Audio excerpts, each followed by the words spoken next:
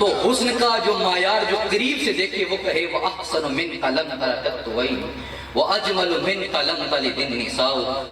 کیونکہ پیر نصیر الدین نصیر صاحب فرما گئے جسے آداب گلشن نبوی کی خبر نہیں، جسے آداب گلشن نبوی کی خبر نہیں، وہ بھلا لے کے جائے گا جمن مصطفیٰ سے کیا.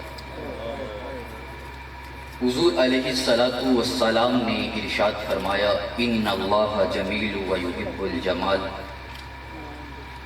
رب تعالی خود بھی خوبصورت ہے اور خوبصورتی کو پسند فرماتا ہے.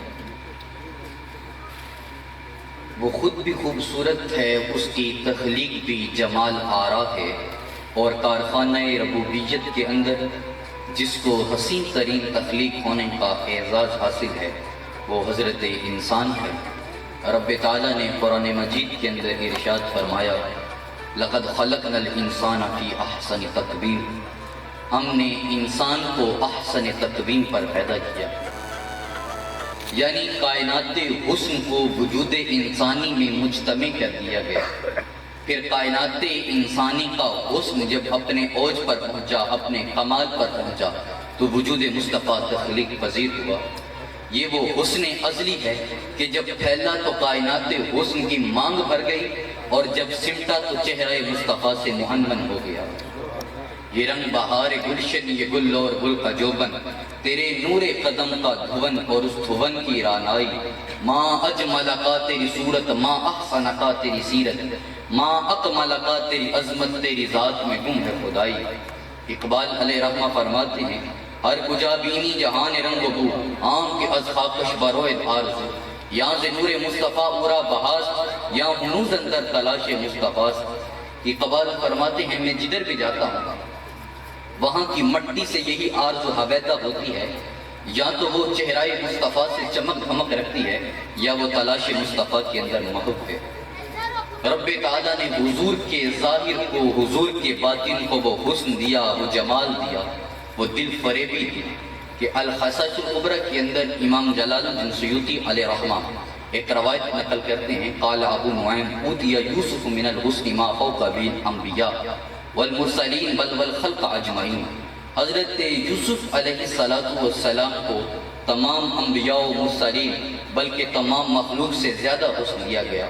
وَأُوتِيَ نَبِيُّنَا مِنَ الْجَمَالِ، مگر میرے نبی کو جو جمال دیا گیا وہ کسی کا مقصود نہ ہے. وَلَمْ يُوتَ يُوسُفُ إِلَّا شَطْرَ الْحُسْنِ وَأُوتِيَ نَبِيُّنَا جَمِيعَهُ. حضرت یوسف علیہ السلام کو حسن کا ایک جز عطا کیا گیا، میرے نبی کو حسن کل عطا کیا گیا. میں کہتا ہوں کہ آج کائنات کے اندر جو چمک ہے، جو دمک ہے، جو دل فریبی ہے، جو دیدہ زیبی ہے، جو رانائی ہے، جو کشش ہے، جو جاذبیت ہے، یہ سب کی سب خیرات وہ چہرہ مصطفیٰ سے پائے ہوئے ہے. پیر نصیر الدین نصیر صاحب فرماتے ہیں کہ غیث ہوئے مصطفیٰ سے ہوئی ہے مس، غیث ہوئے مصطفیٰ سے ہوئی ہے مس، خوشبو کہاں سے آئی یہ باد صبا کے ہاتھ. اور جب محبوب کا تذکرہ کرنا ہو، عاشق کی باتیں کرنی ہو، تو پھر بے ذوق لوگوں سے مشورہ کر کے یار کی باتیں نہیں کیا جاتی. اور مولانا روم کے لہجے میں کہوں تو مولانا روم 2 قدم آگے جاتے ہیں. مولانا روم کہتے ہیں مانگر از چشم خودت آنکھوں برا بھی بچشم طالبہ مطلوب برا. محبوب کو دیکھنے کا شوق آئے تو اپنی بے ذوق نگاہوں سے نہ دیکھنا. معشوق کو، محبوب کو دیکھنے کا شوق آئے تو عاشق کی ان دیدہ زیب آنکھوں سے دیکھنا. جب آنکھوں کے عاشق کی آنکھوں سے محبوب کے چہرے کو دیکھو گے، میں کہتا ہوں کہ چاند میں حسن دیکھنا ہو، جمال دیکھنا ہو تو جمالیاتی ذوق رکھنے والی آنکھ درکار ہے. اگر آپ بے ذوق نگاہوں سے چاند کو دیکھو گے تو آپ کو چاند کے اندر داغ نظر آئے گا. چاند میں بھی حسن دیکھنے کے لیے جمالیاتی ذوق رکھنے والی آنکھ چاہیے. گل کو دیکھنے کے لیے بلبل کی آنکھ چاہیے. لیلا کو دیکھنے کے لیے مجنوں کی آنکھ چاہیے. اور بھائیوں، نبی کو دیکھنے کا شوق ہو تو صحابی رسول کی نگاہیں چاہیے. جب عاشق کی نگاہوں سے محبوب کو دیکھو گے پھر کہو گے کوئی مثل نہیں ڈھولن دی. جب عاشق کی نگاہوں سے محبوب کو دیکھو گے پھر کہو گے انہوں ہستی دا عنوان آکھاں، رب سچے دی برہان آکھاں، یا اکھیاں دا قرآن آکھاں، اس صورت نو میں جان آکھاں، جانان کے جان جہان آکھاں، سچ آکھت رب دی میں شان آکھاں، جس شان تشانہ سب بنیا، جس شان تشانہ سب بنیا. اب چلیں ایک عاشق سے پوچھتے ہیں حضور علیہ السلام کا تذکرہ کس طرح کرے، حضور کی باتیں کس طرح کرے۔ علامہ بصیری علیہ رحمہ آپ فرماتے ہیں دع مدعتہ النصارى فی نبیہم وحکم بما شئت مدحا فیہ وحدہ۔ حضور کی تعریف اس طرح نہ کرنا جس طرح نصارہ نے اپنے نبی کی کہ ان کو اللہ کا بیٹا ٹھہرا دیا، اس طرح تم حضور کی تعریف نہ کرنا۔ فانصب الی ذاتہ ما شئت من شرف وانصب الی قدرہ ما شئت من عظم۔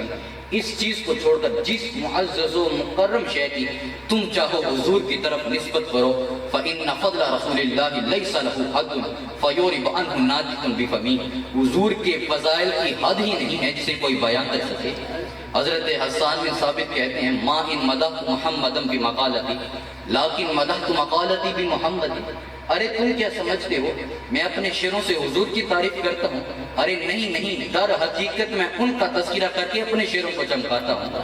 شاہ کے فیض سے انسان پہر کان چلا، قلب روشن ہوا توقیر بڑی نام چلا۔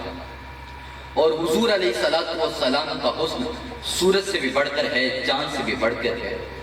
اب حضور علیہ السلام کا سایہ کیوں نہ تھا؟ اس پر تو ایک طرف حضرت عثمان غنی کا یہ قول کہ رب تعالیٰ نے آپ کو سایہ اس وجہ سے نہ دیا کہ کہیں کوئی کافر آپ کے سایہ مقدسہ پر اپنا غلیظ قدم نہ رکھتے، ایک تو یہ وجہ ہے۔ اور دوسری وجہ امام ابن جوزی نے الوفا باحوال المصطفیٰ کے اندر حضرت ابن عباس کے سے روایت کیا ہے کہ حضرت ابن عباس فرماتے ہیں کہ حضور کا سایہ اس وجہ سے نہیں تھا کہ جب حضور سورج کے سامنے یا چراغ کے سامنے جاتے تھے تو حضور کا حسن سورج کے حسن پر غالب آ جاتا تھا، اس وجہ سے حضور علیہ السلام کا سایہ نہیں تھا۔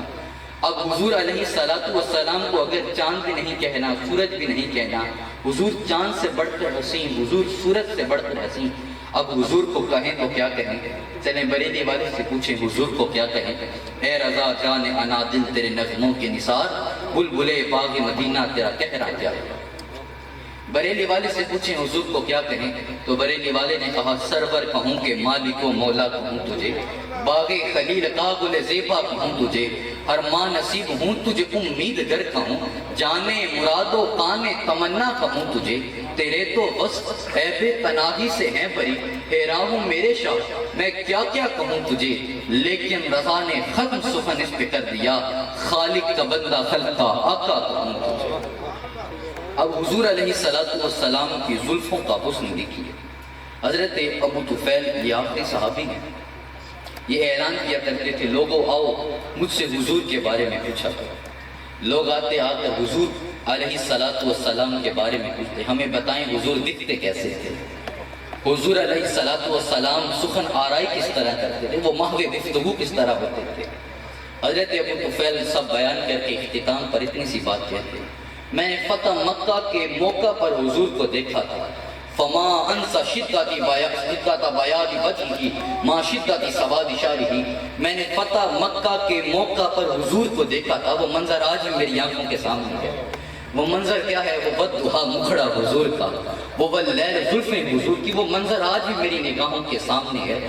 حضور علیہ السلام کی زلفوں کے بارے میں 3 طرح کی روایات ملتی ہیں، ذی جمہ، ذی لمہ، ذی وفر، کانوں کی لو تک، کانوں کی لو سے تھوڑا نیچے اور حضور کے کندھوں تک، یہ 3 طرح کی روایات ملتی ہیں۔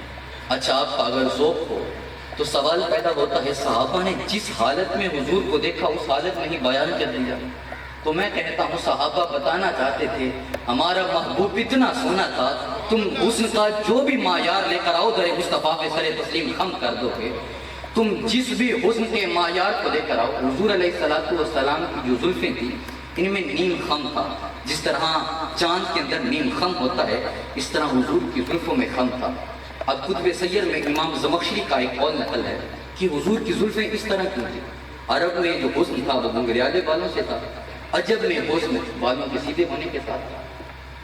اب حضور کی بالوں میں خم اس کی وجہ کیا تھی؟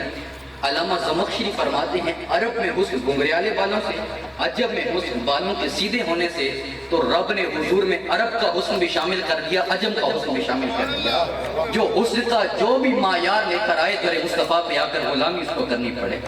اگر اردو والا حضور کو دیکھے تو دیکھ کر کہے ہم ہوئے تم ہوئے کہ میر ہوئے، ہم ہوئے تم ہوئے کہ میر ہوئے ان کی زلفوں کے سب اسیر ہوئے اگر پنجابی والا آئے تو پنجابی والا آ کر کہے تو ہجے میرا یار نہیں ڈٹھا جنہوں ویک کے چن شرماوے ادھی راتی دن چڑھ جاوے جو مخت نقاب اٹھاوے جو نکلے سیر کرنو سارا گلشن سیس نواوے جو ہاتھ بھلاں وچ رکھدا ہاتھ بھلاں تو ود جاوے نین نشیلے مستر سیلے وچ سونا کجل سہاوے اکھ اگڑے تے انج پیا جاوے کہ میں خانہ کھل جاوے توبہ توبہ حسن سجن دا اتے چال نہ چلی جاوے بجلی ڈر دی لشک نہ مارے متا بے ادبی ہو جاوے کی یہ جاز نظر وچ ہو دی جو آوے بک جاوے خلق ہو دینے مولی دنیا کوئی ورلائی جان بچاوے آزم ایڈا سونا ماہی سانو کدرے نظر نہ آوے تو حسن کا جو معیار جو قریب سے دیکھے وہ کہے وَأَحْسَنُ مِنْ قَلَمْ تَرَكَتْ وَيْنِ